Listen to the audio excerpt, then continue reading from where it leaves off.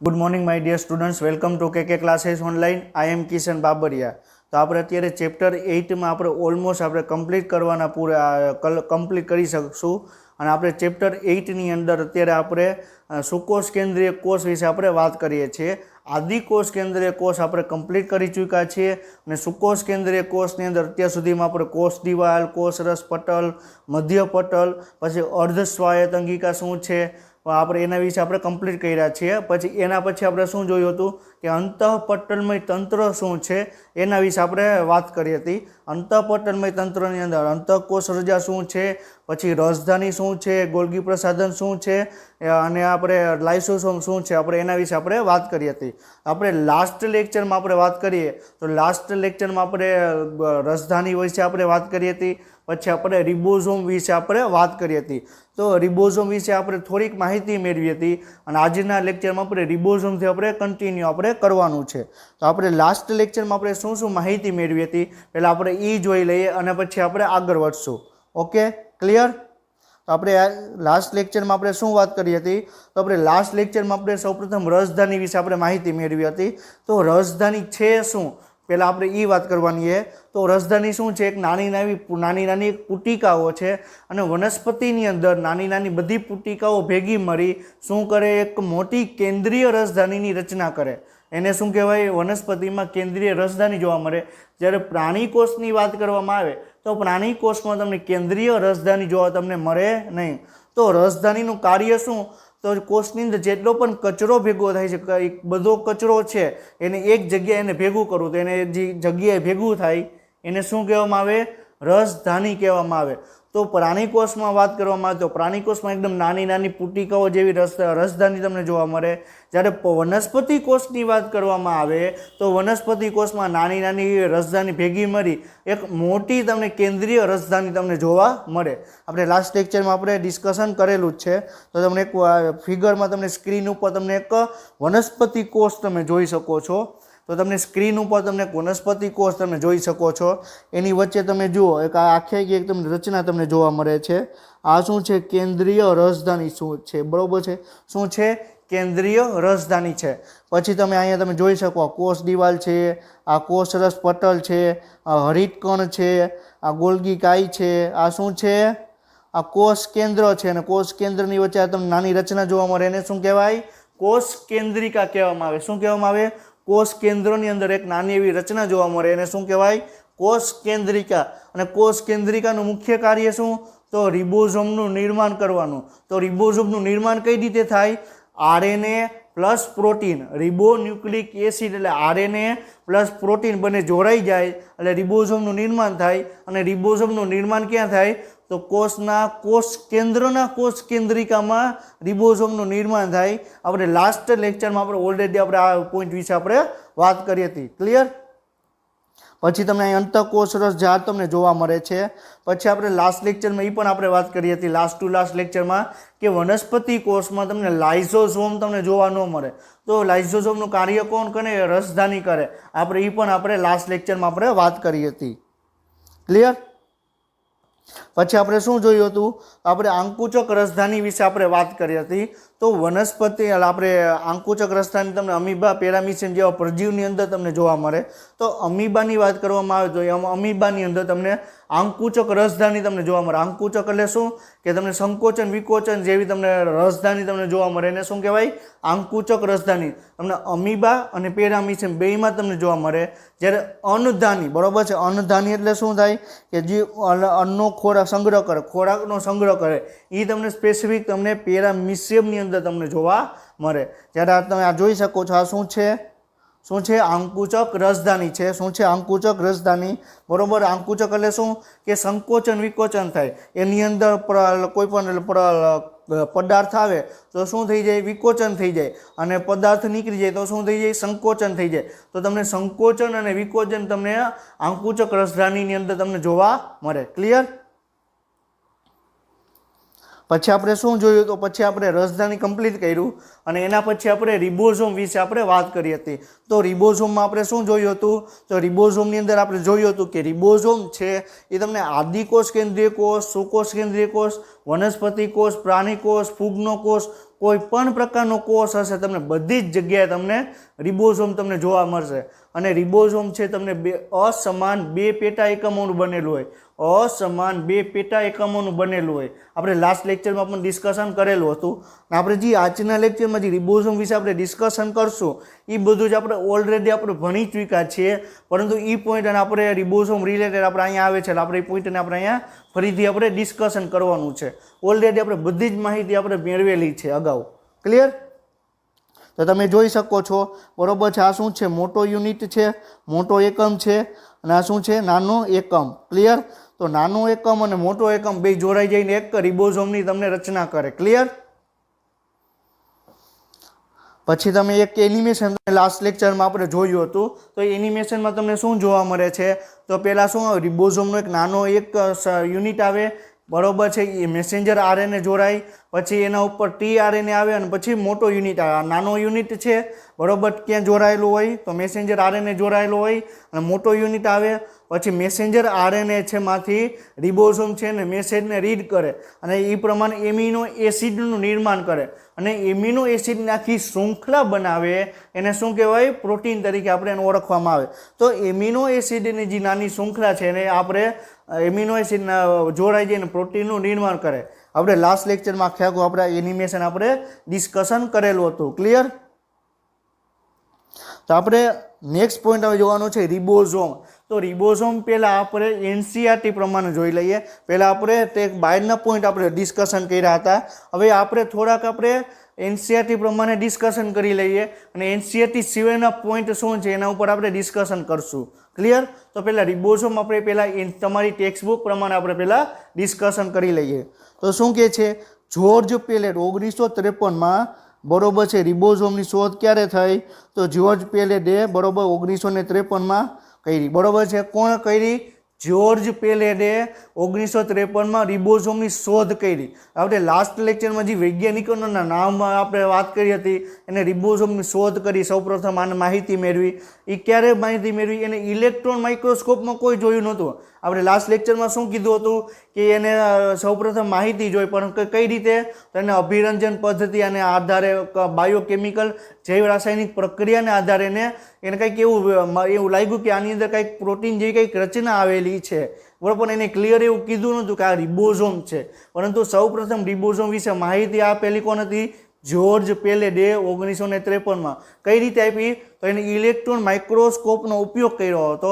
જ્યારે આગળના જે વૈજ્ઞાનિકોના લાસ્ટ લેક્ચરમાં આપણે જે વાત કરી હતી એને ઇલેક્ટ્રોન માઇક્રોસ્કોપનો ઉપયોગ નહોતો કર્યો. ઇલેક્ટ્રોન માઇક્રોસ્કોપનો ઉપયોગ કરી રિબોઝોમની શોધ કોને કરી સૌપ્રથમ?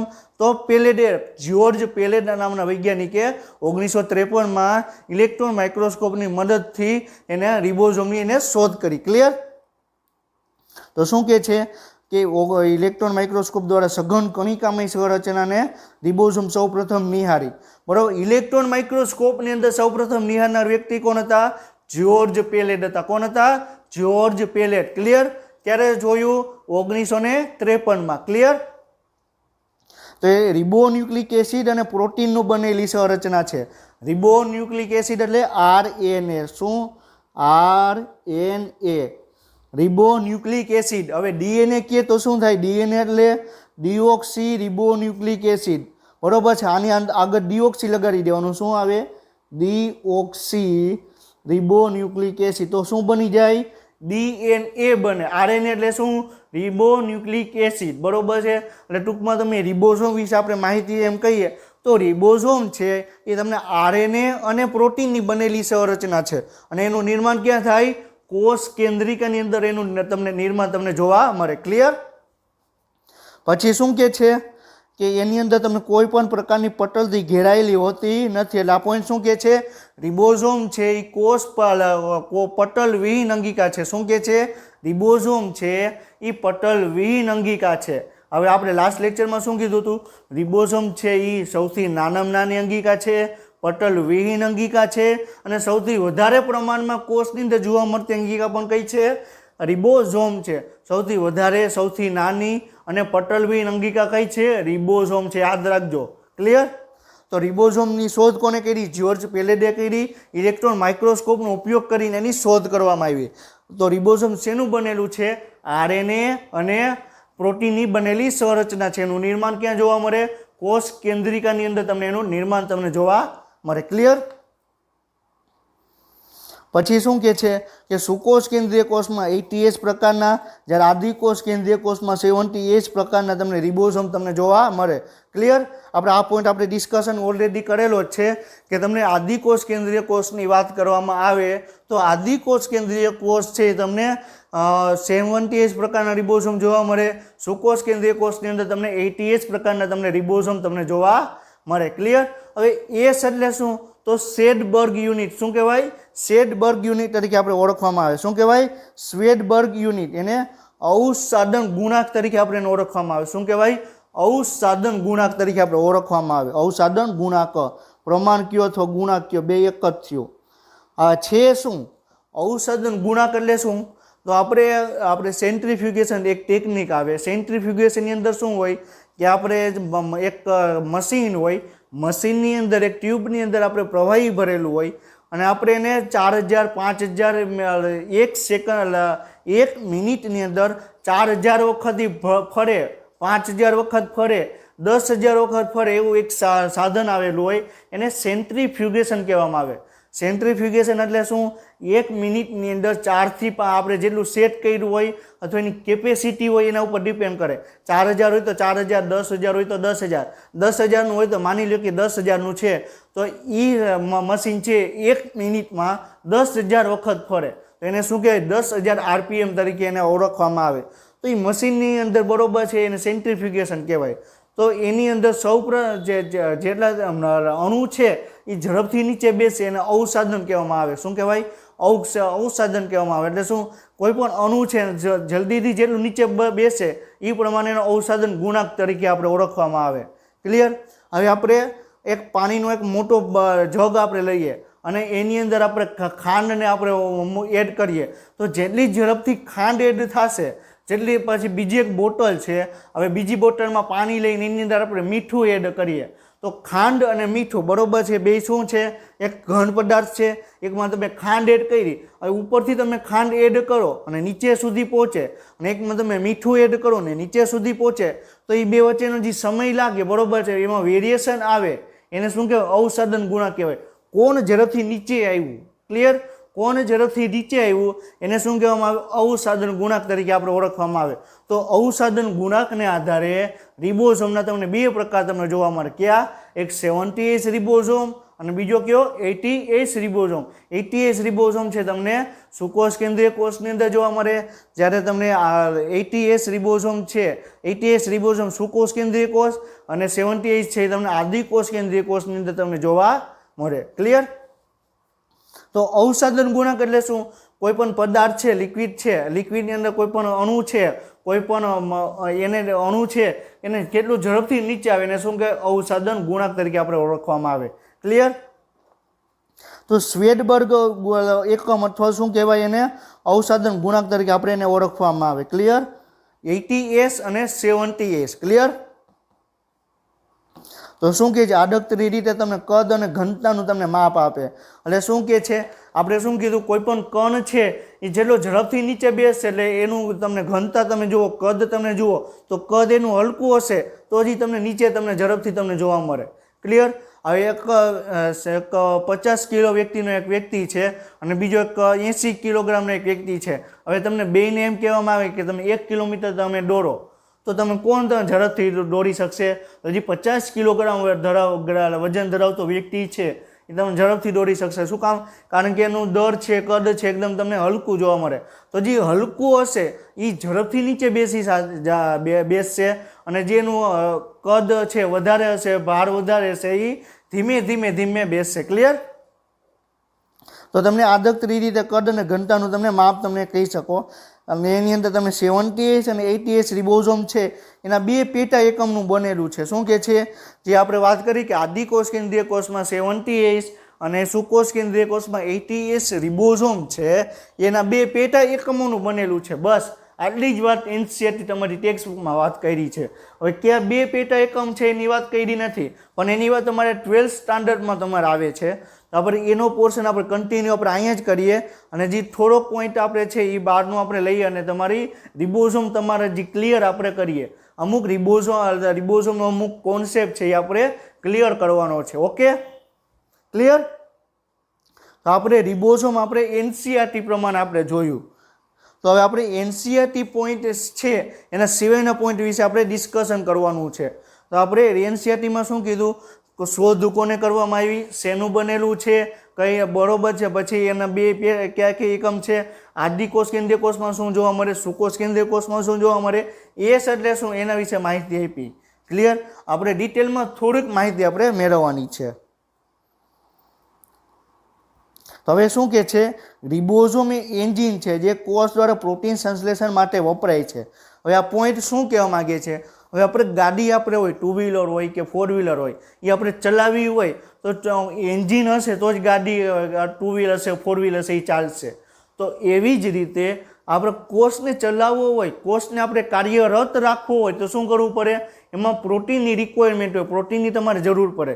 આપણે કોષની અંદર ઘણી બધી રાસાયણિક પ્રક્રિયા થતી હશે અને બધી જ રાસાયણિક પ્રક્રિયામાં કોઈક ને કોઈક ઉત્સેચકની જરૂર પડે.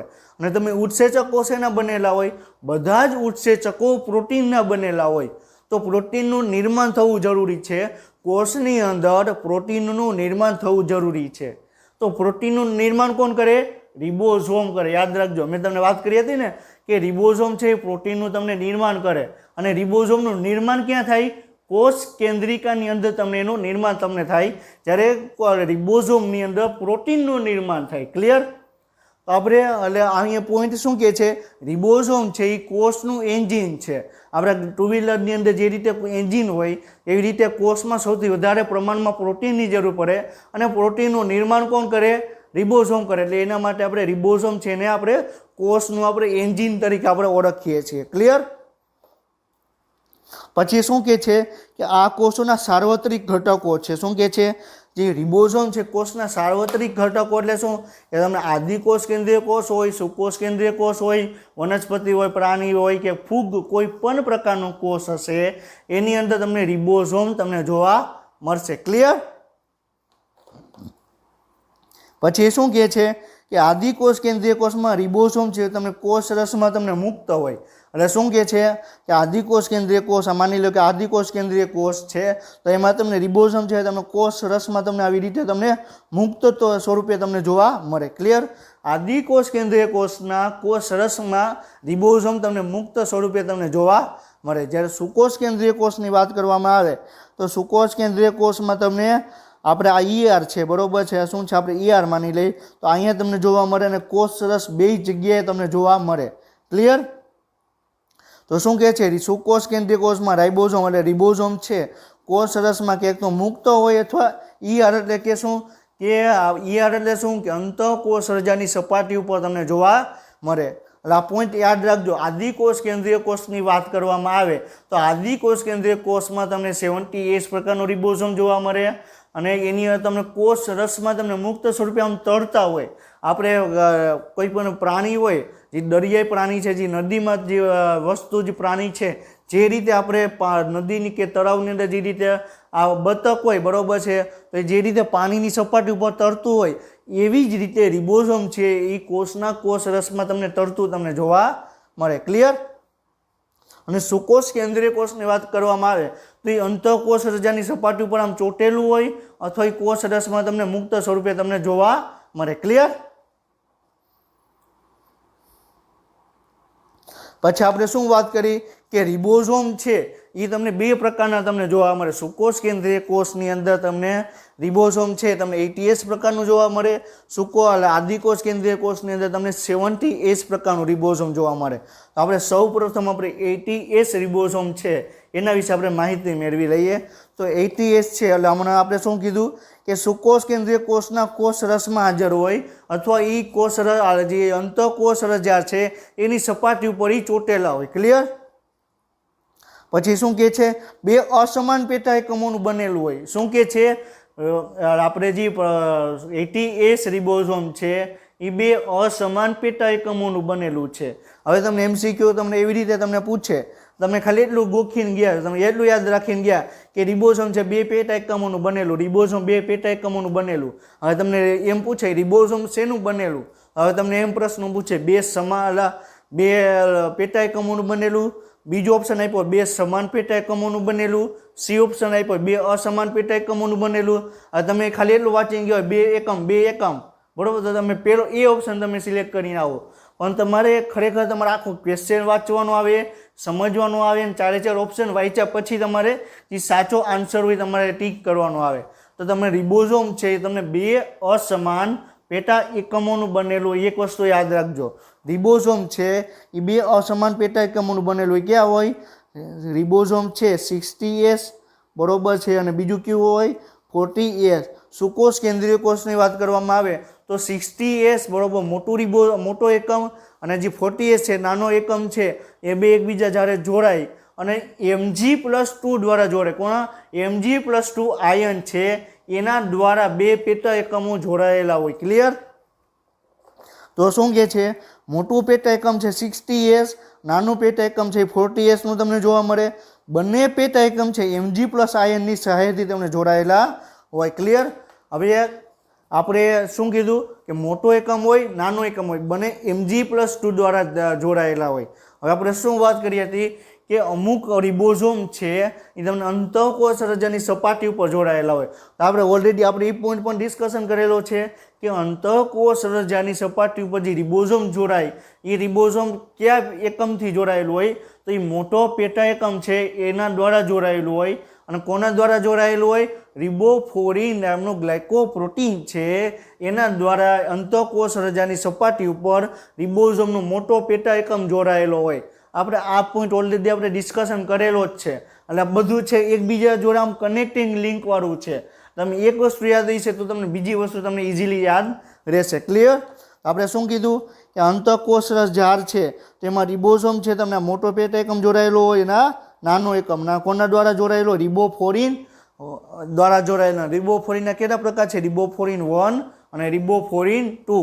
ક્લિયર? આપણે આ પોઈન્ટ આપણે ઓલરેડી આપણે અંતઃકોષ ઝાર છે એના ઈ ટોપિકમાં આપણે ડિસ્કશન કરેલો છે. ક્લિયર? તો હવે તમને હવે તમને ફેરવીને તમને પ્રશ્ન પૂછે કે કયા કોષમાં તમને એમ પૂછે કે કયા કોષમાં તમને રિબોફોરિન પ્રોટીન તમને જોવા મળે. હવે એમાં શું આપેલું હોય? એક વનસ્પતિ કોષ છે, પછી બીજો ઓપ્શન આપેલો છે બેક્ટેરિયાનો કોષ, તો સી ઓપ્શન આપેલો છે આર્કી બેક્ટેરિયા, અને ડી ઓપ્શન આપેલો છે આમાંથી એક પણ નહીં. તો તમે કયો ઓપ્શન સિલેક્ટ કરીને આવશો? વનસ્પતિ કોષ. ક્લિયર? તો તમને કોઈ પણ છે રિબોઝોમ તમને સુકોષ કેન્દ્રીય કોષમાં તમને અંતઃકોષ રજાની સપાટી ઉપર જોડાયેલું હોય તો ત્યાં તમને રિબોફોરિન તમને જોવા મળે. ક્લિયર? અને તમને આવી રીતે ઇનડાયરેક્ટલી પણ તમને ક્વેશ્ચન તમને પૂછી શકે, એટલે મગજમાં બધી વસ્તુ યાદ રાખજો. પછી શું કહે છે કે હવે આપણે એના પછીનું પેટા એકમ જોવા છે, એના પછીનો આપણે રિબોઝોમ જોવાનો છે કે 70S રિબોઝોમ. તો તમને 70S રિબોઝોમ તમને ક્યાં જોવા મળે? આદિકોષ કેન્દ્રીય કોષમાં તમને 70S રિબોઝોમ તમને જોવા મળે. 70S રિબોઝોમ છે બે અસમાન પેટા એકમોનું બનેલું. ક્યાં બે અસમાન? એક 50S અને બીજો કયો 30S. બંને Mg+ આયન દ્વારા જોડાયેલા હોય. ક્લિયર? પછી શું કહે છે કે આદિકોષ કેન્દ્રીય કોષના કોષ રસમાં હાજર હોય. એમને વાત કરીને કે 70S રિબોઝોમ છે તમને આદિકોષ કેન્દ્રીય કોષના કોષ રસમાં તમને મુક્ત સ્વરૂપે તમને ફરતા તમને જોવા મળશે.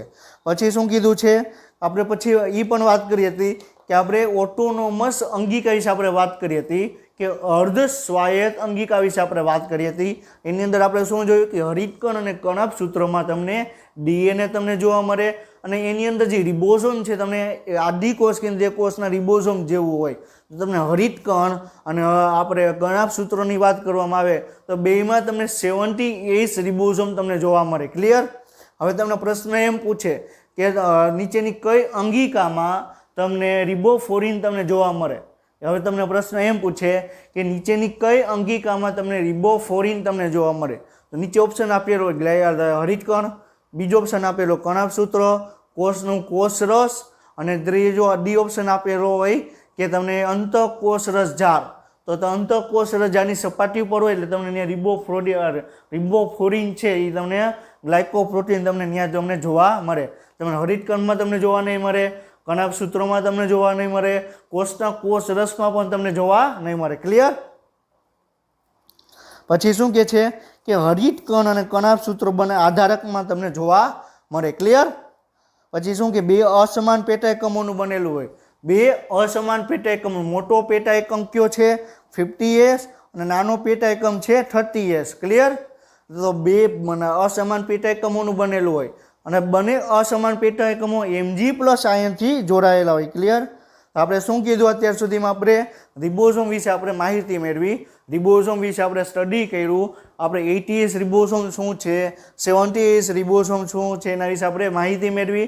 એસ એટલે શું, સ્વેડબર્ગ યુનિટ તરીકે આપણે વાત કરી, અવસાધન ગુણાંક વિશે આપણે માહિતી પ્રાપ્ત કરી.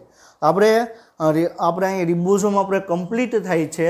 આપણે નેક્સ્ટ ટોપિક જોવાનો છે સૂક્ષ્મકાય. બરોબર? તો આપણે શું જોવાનું છે? સૂક્ષ્મકાય. હવે સૂક્ષ્મકાય છે શું? હવે પહેલી વસ્તુ કે તમારી ટેક્સ્ટ બુકમાં સૂક્ષ્મકાય છે સૌથી છેલ્લે આપેલું છે. તમે જોયું હશે તમારી ટેક્સ્ટ બુકમાં સૂક્ષ્મકાય છે તમને સૌથી છેલ્લે તમને આપેલું છે. પરંતુ આપણે આ ટોપિક અહીં ડિસ્કશન શું કામ કરીએ છીએ? એટલે કારણ કે આપણે એટલે કે આપણે અંતઃકોષ રસજાળ છે, તો અંતઃકોષ રસજાળ જ્યારે તૂટે ત્યારે એમાંથી એક નાની નાની પુટિકા બને અને પુટિકા છે એ તમને સૂક્ષ્મકાય તરીકે તમને ઓળખવામાં આવે. ક્લિયર? આપણે અંતઃકોષ રસજાળ પૂરું કર્યું, પછી આપણે રિબોઝોમ પૂરું કર્યું, એટલે આપણે ડાયરેક્ટ પોઈન્ટ આપણે અહીં ડિસ્કશન કરીએ. શું કામ? કારણ કે અંતઃકોષ રસજાળ જ્યારે તૂટે ત્યારે એના ઘણા બધા નાની નાની ભાગો નાના નાના ભાગો છે એમાં ડિવાઈડ થઈ જાય અને નાના નાના ભાગો છે એ એક પુટિકાનું નિર્માણ કરે, જેને શું કહેવાય? સૂક્ષ્મકાય તરીકે ઓળખવામાં આવે. સૂક્ષ્મ એટલે શું? એકદમ નાનું, અને કાય એટલે શું? એક બંધારણ, એક પુટિકા. સૌથી નાનામાં નાની પુટિકા કઈ છે? સૂક્ષ્મકાય. એક વસ્તુ યાદ રાખજો, આપણે અત્યાર સુધીમાં આપણે શું કહીએ છીએ કે કોષની અંદર સૌથી નાનામાં નાની અંગિકા કઈ છે? રિબોઝોમ. આપણે શું કહીએ છીએ? સૌથી નાનામાં નાની અંગિકા કઈ? સૌથી નાનામાં નાની પટલવિહીન અને સૌથી વધારે પ્રમાણમાં મળતી અંગિકા કઈ? રિબોઝોમ. ક્લિયર? હવે તમને ફેરવીને તમને પ્રશ્ન પૂછે કે સૌથી નાનામાં નાની પટલમય અંગિકા કઈ? તો સૂક્ષ્મકાય. યાદ રાખજો, સૌથી નાની પટલ વિહીન અંગિકા કહે તો રિબોઝોમ, સૌથી નાની પટલમય અંગિકા કહે તો કઈ? સૂક્ષ્મકાય. એક વસ્તુ યાદ રાખજો, સૂક્ષ્મકાય પણ તમને નાનામાં નાની રચના છે, પરંતુ એની આજુબાજુ તમને એક પટલથી ઘેરાયેલી રચના છે. જ્યારે રિબોઝોમની વાત કરવામાં આવે તો રિબોઝોમ છે એકદમ તમને નાનું તમને જોવા મળે, પરંતુ એની આજુબાજુ તમને પટલ વિહીન તમને રચના તમને જોવા મળે. ક્લિયર? તો તમને એની આજુબાજુ તમને પટલ જોવા મળે નહીં. હવે આ પોઈન્ટ યાદ રાખજો. હવે તમને આમાં ઘણા બધા કન્ફ્યુઝન ક્રિએટ થાય કે હવે તમને એમ પૂછે કે સૌથી નાની પટલમય અંગિકા કહે તો સૂક્ષ્મકાય, સૌથી નાની પટલવિહીન અંગિકા કહે તો રિબોઝોમ. ક્લિયર? તો આપણે પહેલાં સૌપ્રથમ આપણે સૂક્ષ્મકાય વિશે આપણે માહિતી મેળવવાની છે. હવે પહેલાં આપણે એનસીઈઆરટી પ્રમાણે જોઈ લઈએ કે એનસીઈઆરટીમાં સૂક્ષ્મકાય વિશે શું કહે છે, પછી આપણે એનસીઈઆરટી સિવાયના પોઈન્ટ વ્યૂ ઉપર આપણે ડિસ્કશન કરશું. ક્લિયર? તો સૂક્ષ્મકાય છે શું? તો શું કહે છે તમારી ટેક્સ્ટ બુક કે પટલ ધરાવતી ઘણી સૂક્ષ્મ પુટિકાઓને સૂક્ષ્મકાય કહેવાય. ટૂંકમાં સૂક્ષ્મકાય એટલે શું? કે આવી પટલમય રચના છે અને એની અંદર તમને ઉત્સેચકો તમને જોવા મળે. ક્લિયર? આપણે જે રીતે લાઇસોઝોમમાં વાત કરી હતી, લાઇસોઝોમ શું છે? એક થેલી છે, થેલીની અંદર ઉત્સેચકો છે. ક્લિયર? તો એવી જ રીતે સૂક્ષ્મકાય એટલે શું? એક થેલી છે, થેલીની અંદર ઉત્સેચકો આવેલા, પણ આની ખાસિયત શું? એકદમ નાનામાં નાની થેલી તમને જોવા મળે. ક્લિયર? સૌથી નાનામાં નાની પટલમય અંગિકા કહે તો સૂક્ષ્મકાય. સૌથી નાની એવી થેલી છે, થેલીની અંદર ખાલી ઉત્સેચકો ભરેલા છે, એટલું યાદ રાખવાનું. થેલીની અંદર ઉત્સેચકો ભરેલા હોય, કોષનો નાશ કરવા માટેના ઉત્સેચકો હોય તો લાઇસોઝોમ. બરોબર છે? અને ખાલી કોષની અંદર એકદમ નાનામાં નાની થેલી હોય અને એની અંદર ખાલી ઉત્સેચકો આવેલા તો એ શું કહેવાય? સૂક્ષ્મકાય તરીકે આપણે એને ઓળખવામાં આવે. ક્લિયર? તો શું કહે છે? પટલ ધરાવતી નાની સૂક્ષ્મકાય રચના છે જેની અંદર તમને ઉત્સેચકો તમને જોવા મળે અને વનસ્પતિ અને પ્રાણી બંને પ્રકારના કોષોમાં તમને જોવા મળે. ક્લિયર? સૂક્ષ્મકાય છે એ તમને એકદમ પટલમય નાનામાં નાની રચના છે તે જેની અંદર તમને ઉત્સેચકો આવેલા હોય છે અને ઉત્સેચકોની બરોબર ઉત્સેચકોનું કાર્ય શું કે કોઈ પણ પ્રક્રિયા છે એને ઝડપી બનાવવા માટે. તો એક થેલી છે, થેલીને ખાલી એક ઉત્સેચકો ભરેલા છે. ક્લિયર? અને તમને વનસ્પતિ કોષ અને પ્રાણી કોષ બંનેની અંદર તમને જોવા મળે. ક્લિયર? તો તમારી ટેક્સ્ટ બુક છે બરોબર, ટેક્સ્ટ બુકમાં ખાલી એટલા જ પોઈન્ટ કીધેલા છે કે તમારી ટેક્સ્ટ બુકની અંદર ખાલી સૂક્ષ્મકાય વિશે 3 પોઈન્ટ કીધા છે કે તમને નાનામાં નાની પટલમય રચના છે, વનસ્પતિ અને પ્રાણીની અંદર જોવા મળે અને એની અંદર ખાલી ઉત્સેચકો ભરેલા છે. બસ તમારી ટેક્સ્ટ બુક ખાલી એટલી જ વાત કરે છે. તો હવે આપણે એનસીઈઆરટી સિવાયના જે પોઈન્ટ છે એના ઉપર આપણે ડિસ્કશન કરવાનું છે. એ એનસીઈઆરટી સિવાયના જે પોઈન્ટ છે એના ઉપર આપણે ડિસ્કશન કરવાનું છે. તો આપણે પહેલાં ડિસ્કશન કરી લઈએ બરોબર. તો સૂક્ષ્મકાય શું છે? એક પટલબંધ નાના કોષ અંગિકા છે. એટલે શું કહે છે કે કોષની સૌથી નાની પટલમય અંગિકા કઈ? સૂક્ષ્મકાય. આ પોઈન્ટ શબ્દને આમાં મૂકવામાં પ્રોબ્લેમ થઈ ગયો છે. અહીં આ પોઈન્ટ શું કહેવા માંગે છે? સૂક્ષ્મકાય છે એ એક પટલમય ધરાવતી સૌથી નાનામાં નાની અંગિકા છે. આ પોઈન્ટ એ કહેવા માંગે છે. ક્લિયર? અને આપણે વાત કરી હતી કે કોષની અંદર તમને 3 જગ્યાએ તમને બેવરું પટલ જોવા મળે, હરિતકણ, કોષ કેન્દ્ર અને તમને કણાભસૂત્રમાં તમને બેવરું પટલ જોવા મળે. રિબોઝોમ અને તારા કેન્દ્રોની વાત કરવામાં આવે તો એમાં તમને પટલમાં તમને જોવા મળે નહીં. તો એના સિવાયની જેટલી પણ અંગિકા છે બધી અંગિકામાં તમને એક પટલમય રચના તમને જોવા મળે. ક્લિયર? ગોલ્ગી પ્રસાધન હોય કે અંતઃકોષ રજાળ હોય કે કોઈ પણ અંગિકા હશે બરોબર કે સૂક્ષ્મકાય હશે એ બધાની અંદર તમને એક પટલમય રચના તમને જોવા મળશે. પછી શું કે છે? નાના પટલમય શું કે છે? પટલ બાઉન્ડ નાની કોષ અંગિકા બરોબર છે. એટલે પટલથી ઘેરાયેલી શું કે છે? પટલથી ઘેરાયેલી નાનામાં નાની કોષ અંગિકા છે. પછી શું કે છે? ઈઆરથી ઉત્પન્ન એટલે અંતઃકોષ રજાળમાંથી ઉત્પન્ન થયેલી છે. હમણાં વાત કરીને કે અંતઃકોષ રજાળ જ્યારે તૂટે ત્યારે એમાંથી એક નાની નાની પુટિકાનું નિર્માણ થાય અને એની અંદર ખાલી ઉત્સેચકો ભરેલા હોય. એને શું કહેવાય? સૂક્ષ્મકાય તરીકે આપણે ઓળખવામાં આવે. તો ઈઆરથી ઉત્પન્ન થયેલી છે અને એનો વ્યાસ કેટલો હોય? 0.5 થી 2.5 માઇક્રોમીટર. ક્લિયર? આ અંગિકા છે. અંગિકાનો વ્યાસ તમને માઇક્રોમીટરમાં તમને જોવા મળે. આપણે આ પોઈન્ટ આપણે પણ ડિસ્કશન કરેલો છે કે કોષ છે, કોષ અને કોષની અંગિકા આપણે માઇક્રોમીટરમાં માપવામાં આવે. પછી આપણે એનો જે અણુ છે એ આપણે એંગસ્ટ્રોમ અને એમાં માપવામાં આવે. ક્લિયર? તો આપણે સૂક્ષ્મકાય વિશે વાત કરવામાં આવે તો સૂક્ષ્મકાય છે શું? એક નાની એક થેલી છે એની અંદર ખાલી ઉત્સેચકો ભરેલા છે. ક્લિયર? અને જે આપણે થેલી છે તો થેલી ટૂંકમાં 2 પ્રકારની છે. એટલે કે આપણે જે સૂક્ષ્મકાય છે તમને ટોટલી તમને 2 પ્રકારના તમને જોવા મળે. એક પેરોક્સિઝોમ અને ગ્લાયોક્સિઝોમ બરોબર છે. ગ્લાયોક્સિઝોમ છે તમને ખાલી વનસ્પતિની અંદર તમને જોવા મળે, ત્યારે પેરોક્સિઝોમ છે તમને વનસ્પતિ અને પ્રાણી બંનેની અંદર તમને જોવા મળે. ક્લિયર? આ પોઈન્ટ યાદ રાખજો. પેરોક્સિઝોમ છે એ તમને વનસ્પતિ અને પ્રાણી બેયની અંદર તમને જોવા મળે, જ્યારે ગ્લાયોક્સિઝોમ છે એ તમને ખાલી વનસ્પતિની અંદર તમને જોવા મળે. હવે આપણે એક શબ્દ છે યાદ રાખવાનો, આપણે વાત કરીએ તો ઝોમ એટલે શું? ઝોમ એટલે કેવું બંધારણ બરોબર. ઝોમ એટલે શું? બંધારણ. પેરોક્સિઝોમ એટલે હાઇડ્રોજન પેરોક્સાઇડનું પાચન કરવા માટેના જે ઉત્સેચકો આવેલા હોય એને શું કહેવાય? પેરોક્સિઝોમ. હાઇડ્રોજન પેરોક્સાઇડ એટલે શું? H2O2 બરોબર. H2O2 અને શું કહેવાય? હાઇડ્રોજન પેરોક્સાઇડ કહેવાય. શું કહેવાય? Hydrogen peroxide. જો હાઇડ્રોજન પેરોક્સાઇડ છે એના પાચન કરવા માટેના જે ઉત્સેચકો આવેલા છે એને શું કહેવાય? પેરોક્સિઝોમ કહેવાય. અને આપણે H2O2નું પાચન થાય એટલે એ H2Oમાં કન્વર્ટ થઈ જાય. ક્લિયર? H2O2નું પાચન થાય એટલે તમને H2O નોર્મલ પાણી છે એમાં તમને કન્વર્ટ થઈ જાય. તો H2O2 છે એટલે એ શું છે? હાઇડ્રોજન પેરોક્સાઇડ છે. એના પાચન કરવા માટેના જે ઉત્સેચકો આવેલી એક થેલી આવેલી છે એને શું કહેવાય? પેરોક્સિઝોમ કહેવામાં આવે. ક્લિયર? પછી બીજી કઈ છે? ગ્લાયોક્સિઝોમ. ગ્લાયોક્સિઝોમ એટલે શું? ગ્લાયોક્સિઝોમ એટલે શું? ગ્લાયોક્સાઇલેટ સાયકલ છે, ગ્લાયોક્સાઇલેટ ચક્ર છે એ તમને ગ્લાયોક્સિઝોમની અંદર તમને જોવા મળે. ક્લિયર? તેને ગ્લાયોક્સિઝોમ કહેવામાં આવે. કેવું બંધારણ? એક એવું સ્ટ્રક્ચર કે જેની અંદર તમને ગ્લાયોક્સાઇલેટ ચક્ર તમને જોવા મળે. પેરોક્સિઝોમ એટલે શું? એક એવું બંધારણ કે જેની અંદર તમને હાઇડ્રોજન પેરોક્સાઇડના ઉત્સેચકો આવેલા હોય. હવે તમે પેરોક્સિઝોમનો ઉપયોગ છે તમારે ચેપ્ટર 13ની અંદર જ્યારે તમારે પ્રકાશ શ્વસન વિશે ભણશો. પ્રકાશ શ્વસન એટલે પ્રકાશ સંશ્લેષણ જેવી જે પ્રક્રિયા છે, જ્યારે એના વિશે તમે સ્ટડી કરશો ત્યારે તમારે પેરોક્સિઝોમ શબ્દ આવશે. અને તમને અત્યારથી તમને ખબર હોવી જોઈએ કે પેરોક્સિઝોમ છે શું. પેરોક્સિઝોમ એટલે શું? એક સૂક્ષ્મ કઈ રચના છે, એની અંદર ખાલી હાઇડ્રોજન પેરોક્સાઇડ માટેના એક ઉત્સેચકો આવેલા હોય. ક્લિયર? અને તમને પેરોક્સિઝોમ છે વનસ્પતિ અને પ્રાણીની અંદર તમને જોવા મળે, જ્યારે તમને ગ્લાયોક્સિઝોમ છે એ તમને ખાલી વનસ્પતિની અંદર તમને જોવા મળે. ક્લિયર? હવે આપણે પહેલાં પેરોક્સિઝોમ વિશે આપણે વાત કરી લઈએ. તો પ્રથમ વખત ઉંદરની કિડનીમાં પેરોક્સિઝોમનું અવલોકન કરવામાં આવ્યું.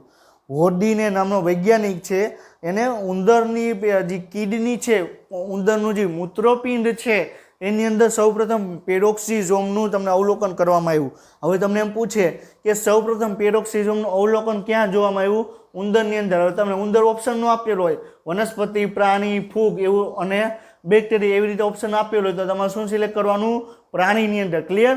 એટલે તમને અમુક માહિતી છે તમને ફેરવીને પણ તમને પૂછે, એ પ્રમાણે તમારે તૈયાર કરવાની આવે. તો હોર્ડીને પ્રથમ વખત ઉંદરની કિડનીમાં સૌપ્રથમ એનું અવલોકન કરવામાં આવ્યું. ક્લિયર? હવે એક વસ્તુ યાદ રાખજો, હવે પેલા નીટની એક્ઝામ છે, નીટની એક્ઝામની વાત કરવામાં આવે તો નીટની એક્ઝામ પહેલાં આપણે બીજું કોઈ બોર્ડ લેતું હતું, અત્યારે NTA દ્વારા લેવામાં આવે છે. શું? NTA, નેશનલ ટેસ્ટિંગ NTA, બરોબર? NTA, નેશનલ ટેસ્ટિંગ એજન્સી દ્વારા હવે નીટની એક્ઝામ લેવામાં આવે. હવે તમે વિચાર કરો કે નીટની એક્ઝામ છે સૌ પ્રથમ 2020ની અંદર NTA દ્વારા લેવામાં આવી. હવે તમે એના ફેરફારો તમે જુઓ. નીટની એક્ઝામમાં કોઈ પણ અત્યાર સુધીમાં કોઈ પણ પ્રકારનું પેપર હોય, ચેપ્ટર 8ની અંદર ઓછામાં ઓછા 5 થી 6 MCQ આવે, 4 થી 5 MCQ આવે. પરંતુ આ વખતે શું કર્યું? ખાલી 1 થી 2 MCQ ચેપ્ટર 8ની અંદર છે. એવા NTA દ્વારા જ્યારે એક્ઝામ લેવામાં આવી ત્યારે સૌ પ્રથમ 1 થી 2 પ્રકારના તમને MCQ જોવા મળ્યા. આની પહેલાં અત્યાર સુધીમાં એવું બન્યું જ નથી. ઓછામાં ઓછા 4 MCQ તો આવે અને આવે, પણ આ વખતે ઓછામાં ઓછો એક જ MCQ આવ્યો. ક્લિયર? એટલે NTA છે ઘણા બધા ફેરફારો કરે છે. હવે તમે જુઓ, હજી 12th સ્ટાન્ડર્ડ જેને પૂરું કર્યું છે એનો તમે એવું NTA દ્વારા અમુક મોક ટેસ્ટ લેવામાં આવી છે. NTA દ્વારા અમુક પ્રકારની મોક ટેસ્ટ લેવામાં આવી છે. હજી 12th સ્ટાન્ડર્ડ જેને કમ્પ્લીટ કર્યું છે અને ઘણા સ્ટુડન્ટને મોક ટેસ્ટ અટેન્ડ કરી હશે, અમુકે કરી પણ નહીં હોય, અને અમુક સ્ટુડન્ટને ખબર જ નહીં હોય કે NTA દ્વારા મોક ટેસ્ટ લેવામાં આવી છે. તો તમે મોક ટેસ્ટનું તમે એનાલિસિસ તમે કરશો, મોક ટેસ્ટનું એનાલિસિસ કરશો તો એમાંથી જે NCERT પ્રમાણેના MCQ છે એ ઓછા થતા ગયા છે અને બહારના MCQ થોડાક વધારે આવવા માંડ્યા છે. હવે તમે NTAનું તમે મોક ટેસ્ટ બરોબર તમે જોવો, એનું તમે એનાલિસિસ કરો. અને જે પહેલાં નોર્મલી નીટની એક્ઝામ લેવાતી હતી બરોબર, એ એક્ઝામમાં જેટલા NCERTના MCQ આવતા હતા એના કરતાં થોડાક ઓછા MCQ આપણે NCERT પ્રમાણે જોવા મળે છે, અને વધારે MCQ થોડાક બહારના પૂછવા માંડે છે. અને અત્યારે આપણે હમણાં 2020માં આપણે નેશનલ આપણે જે કેન્દ્ર સરકાર છે એને નવી શિક્ષણ નીતિ બહાર પાડવામાં આવી. એની અંદર તમે જુઓ તો એની અંદર તમારે ખાલી તમારે પ્રેક્ટિકલ નોલેજ જ ચેક કરવાનું છે. હવે તમારે ટેક્સ્ટ બુકમાં બેઠી બધી માહિતી તમને નીટની અંદર પૂછવાની શક્યતાના ચાન્સ ઓછા રહેશે. અને તમારે થોડુંક બહારનું પણ તમારે વિચારવું પડશે, તમારે તમારી રીતે પણ વિચારવું પડશે. ક્લિયર? એટલે અત્યાર સુધીનો ક્રેઝ એવો હતો કે તમે NCERT તમે કરી નાખો એટલે બાયોલોજીમાં 90 MCQમાંથી પણ તમારે 80 MCQ બરોબર બેઠા આવે. પણ હવે એવું ચાન્સ ઓછા છે. અને આ વખતે તમે NTAનું તમે એક્ઝામ લીધી બરોબર, તો NTAની એક્ઝામ છે એમાં ફર્સ્ટ ટાઈમમાં ઘણો બધો ચેન્જ એને કરવામાં આવ્યો. તમે 2020નું તમે નીટનું પેપરનું તમે એનાલિસિસ કરશો એટલે તમને ઘણો બધો તમને ચેન્જ તમને જોવા મળશે. ક્લિયર? હવે તમે NTAની મોક ટેસ્ટ લેશો તો એમાં પણ તમને ઘણો બધો ચેન્જ જોવા મળશે. NTA મોક ટેસ્ટ તમે એવું કહે છે કે ફ્યુચરમાં અમે આ પ્રકારના પણ અમે પ્લાનિંગ સાથે અમે મોક ટેસ્ટ લઈએ છીએ. એટલે અમારો પ્લાનિંગ પણ આ છે કે તમારી NCERT સિવાયના પણ પોઈન્ટ અમારી MCQ છે એ વધારવાની સંખ્યા છે. ક્લિયર? એટલે અમુક સ્ટુડન્ટ એવું અત્યારે વિચારે છે કે ટેક્સ્ટ બુક કરી લીધે એટલે પૂરું. અત્યાર સુધીમાં ટેક્સ્ટ બુક હતી તોય નીટમાં આપણે ઓછા માર્ક્સ આવે છે. ક્લિયર? એટલે એનું કારણ શું હતું? કારણ કે બધે બેઠું ગોખીને વાંચી નાખે. હવે આપણે ગોખવાનું નથી, આપણે સમજવાનું છે. ક્લિયર? તો આપણે સમજવાની સાથે સાથે આપણે બધું નીટની એક્ઝામની પ્રિપરેશન કરવાની છે. આપણે એક્ઝામિનરના પોઈન્ટ ઓફ વ્યૂથી આપણે જોવાનું છે. તમે ખાલી એક વસ્તુ તમે ટ્રાય કરજો કે જ્યારે તમે કોઈ પણ શિક્ષક છે પેપર કઈ રીતે કાઢશે કે જૂનું પેપર છે એને તમે રેફરન્સ બુક છે એનો યુઝ કરી એનું પેપર કાઢશે. તો હવે જે પેપર કાઢવામાં આવે છે જૂના પેપર છે એનું તમે એનાલિસિસ કરો તો એમાંથી ફેરવીને તમને પ્રશ્નો એમાં પૂછવામાં આવે. ક્લિયર? તો તમારે જે જૂના પેપર છે એ તમારે એક વખત તમારે જોઈ લેવાના અને ન સમજાય તો એનો ડાઉટ તમારે સોલ્વ કરી નાખવાનો. એના રિલેટેડ જ તમારે MCQ તમારે NTA દ્વારા નીટની એક્ઝામમાં પૂછાશે. 90% શક્યતા એવી છે. ક્લિયર? હવે આપણે આગળ વધીએ. હવે શું કહે છે? હોડીને પ્રથમ વખત ઉંદરની કિડનીમાં પેરોક્સિઝોમનું અવલોકન કરવામાં આવ્યું. ક્લિયર? પછી શું કે H2ના ચયાપચયથી પણ સંબંધિત છે. એટલે શું કીધું? H2O2 એટલે શું? Hydrogen peroxide. હાઇડ્રોજન પેરોક્સાઇડનું ચયાપચય કરવા માટેના ઉત્સેચકો તમને ક્યાં જોવા મળે? પેરોક્સિઝોમમાં જોવા મળે. ક્લિયર? કોષના ચયાપચયમાં પેરોક્સિડેસ અને ઓક્સિડેસના ઉત્સેચકોમાં સમૃદ્ધ હોય. એટલે શું કહે છે કે હાઇડ્રોજન પેરોક્સાઇડ છે એનું ઓક્સિડેશન કરવું હોય તો અથવા રિડક્શન કરવું હોય, બરોબર છે. પેરોક્સિડેસ એટલે તમને હાઇડ્રોજન પેરોક્સાઇડેસ છે એના ઉત્સેચકો જોવા મળે અને ઓક્સિડેસ એટલે ઓક્સિડેશન માટેના ઉત્સેચકો તમને જોવા મળે. હવે ઓક્સિડેશન એટલે શું, રિડક્શન એટલે શું, આપણે બેઝિક પોઈન્ટથી આપણે સમજીએ. પહેલાં આપણે ઓક્સિડેશન વિશે સમજીએ. બરોબર? ઓક્સિડેશન એટલે શું? ઓક્સિજનનો ઉમેરો કરવો અથવા હાઇડ્રોજનનો તમારે રિમૂવ કરવો. ઓક્સિજન ઉમેરો અથવા હાઇડ્રોજન દૂર કરો તેને શું કહેવાય? ઓક્સિડેશન કહેવાય. રિડક્શન એટલે શું કે તમારે એમાં હાઇડ્રોજન છે એમાં તમારે એડ કરવાનો ને ઓક્સિજન છે તમારે રિમૂવ કરવાનો. ક્લિયર? તો એને શું કહેવાય? રિડક્શન તરીકે આપણે ઓળખવામાં આવે. તો ઓક્સિડેશન અને રિડક્શન શું છે? ઓક્સિડેશન ઓક્સિજન ઉમેરો કરવો, રિડક્શન એટલે શું? હાઇડ્રોજનનો ઉમેરો કરવો. પછી કોષમાં તમને સિત્તેરથી 100 પેરોક્સિઝોમની હાજર તમે હોઈ શકે. એટલે શું કહે છે? તમને પેરોક્સિઝોમની વાત કરવામાં આવે, બરોબર? શું કહું છું? પેરોક્સિઝોમની વાત કરવામાં આવે તો એક કોષમાં તમને 70થી 100 જેટલા પેરોક્સિઝોમ તમને જોવા મળે. પેરોક્સિઝોમનું કાર્ય શું? હાઇડ્રોજન પેરોક્સાઇડ છે એનું પાચન કરવા માટેના જે ઉત્સેચકો આવેલા છે એને શું કહેવાય? પેરોક્સિઝોમ કહેવામાં આવે. ક્લિયર? પછી શું કહે છે કે છોડ અને પ્રાણી કોષમાં તમને હાજર હોય. પછીનો પોઈન્ટ શું કહે છે કે ગ્લાયકોલેટ ઓક્સિડેસ ઉત્સેચકો ફક્ત પેરોક્સિઝોમમાં જ તમને હાજર જોવા મળે. ક્લિયર? એટલે આપણે શું વાત કરી હતી સ્ટાર્ટિંગમાં? છોડ અને પ્રાણી એટલે વનસ્પતિ અને પ્રાણીમાં બંનેમાં જોવા મળતી બંનેમાં તમને પેરોક્સિઝોમ જોવા મળે. ગ્લાયોક્સિઝોમ છે તમને ખાલી વનસ્પતિની અંદર તમને જોવા મળે. જે ગ્લાયકોલેટ ઓક્સિડેસ ઉત્સેચક છે, ગ્લાયકોલેટ ઓક્સિડેસ ઉત્સેચક છે એ ખાલી તમને પેરોક્સિઝોમમાં જ તમને જોવા મળે. ક્લિયર? અને પ્રકાશ શોષણ માટેનું મુખ્ય ઉત્સેચક છે. એટલે પ્રકાશ શોષણ હમણાં વાત કરીને કે પ્રકાશ શોષણ જ્યારે તમે 13મું ચેપ્ટર તમે ભણશો ત્યારે એમાં તમારે પેરોક્સિઝોમ અંગિકા છે એનો તમારે અભ્યાસ કરવાનો આવે. ક્લિયર? તો પેરોક્સિઝોમ છે એમાં એના ઉપયોગથી ન જ પેરોક્સિઝોમની સહાયથી ન તમને પ્રકાશ શોષણ તમને જોવા મળે. હવે પ્રકાશ શોષણ છે શું અત્યારે આપણે ડિસ્કશન કરવાનું નથી. અત્યારે એટલું યાદ રાખો, પ્રકાશ સંશ્લેષણ એટલે શું કે પ્રકાશની હાજરીમાં ખોરાક બને, બરાબર, એને પ્રકાશ સંશ્લેષણ કહેવાય. તો એના જેવી જ, બરાબર, એના રિલેટેડ જે પ્રક્રિયા છે એને પ્રકાશ શોષણ કહેવામાં આવે. તો આપણે જ્યારે 13મું ચેપ્ટર આપણે સ્ટડી કરશું ત્યારે આપણે પ્રકાશ શોષણ વિશે આપણે વાત કરશું. બરાબર છે? અત્યારે ખાલી એટલું યાદ રાખો, પ્રકાશ શોષણ માટેના જે ઉત્સેચકો આવેલા છે એ તમને પેરોક્સિઝોમમાં જ તમને જોવા મળશે. ક્લિયર? હવે આપણે એના પછીની અંગિકા છે ગ્લાયોક્સિઝોમ. એના પછીની કઈ અંગિકા છે? ગ્લાયોક્સિઝોમ. બરોબર? તો ગ્લાયોક્સિઝોમ શું છે? એના ગ્લાયોક્સિલિક જે ચક્ર છે, ગ્લાયોક્સી ચક્ર છે એના માટેનું જે સ્થાન છે એને શું કહેવાય? ગ્લાયોક્સિઝોમ કહેવામાં આવે. ક્લિયર? તો ગ્લાયોક્સિઝોમ એટલે શું કે જ્યાં તમને ગ્લાયોક્સિલિક એ ચક્ર તમને જોવા મળે એને શું કહેવાય? ગ્લાયોક્સિઝોમ કહેવામાં આવે. ક્લિયર? હવે આ ગ્લાયોક્સિઝોમ છે બ્રીડેન બેક અને બીવર્સ દ્વારા શોધાયેલ. શું? બ્રીડન બ્રેક અને બીવર્સ દ્વારા સૌપ્રથમ ગ્લાયોક્સિઝોમની શોધ કરવામાં આવી હતી. આ ફેરફાર કરેલા પેરોક્સિઝોમ છે જે ગ્લાયોક્સિલેટ ચયાપચયથી સંબંધિત છે. એટલે શું કહે છે કે તમને જ્યારે હાઇડ્રોજન પેરોક્સાઇડનું ઉત્સેચકો એટલે હાઇડ્રોજન પેરોક્સાઇડ છે એના પાચન કરતા ઉત્સેચકોની કોથળી આવેલી છે એને શું કહેવાય? પેરોક્સિઝોમ કહેવામાં આવે. અને પેરોક્સિઝોમમાં તમે થોડોક તમે ચેન્જ કરો તો હવે તમને એ ગ્લાયોક્સિઝોમમાં તમને કન્વર્ટ થઈ જાય અને એની અંદર ગ્લાયોક્સિલેટ છે એના ચયાપચય સંબંધિત એની અંદર ઉત્સેચકો તમને પ્રેઝન્ટ હોય અને તમને ચરબીનું તમને કાર્બોહાઈડ્રેટ એટલે કાર્બોદિતમાં તમને રૂપાંતર કરે. ચરબીનું તમને કાર્બોદિતમાં તમને રૂપાંતર કરે. ક્લિયર? હવે આપણે શું કીધું કે આ તમને ગ્લાયોક્સિઝોમ છે એ તમને વનસ્પતિની અંદર તમને જોવા મળે. હવે જ્યારે કોઈ પણ છોડ છે જ્યારે વિકાસ પામતો હોય જ્યારે તમે બીજમાંથી જ્યારે એનું અંકુરણ થતું હોય ત્યારે એ ગ્લાયોક્સિલેટ છે એની અંદર તમને જોવા મળે. શું કામ?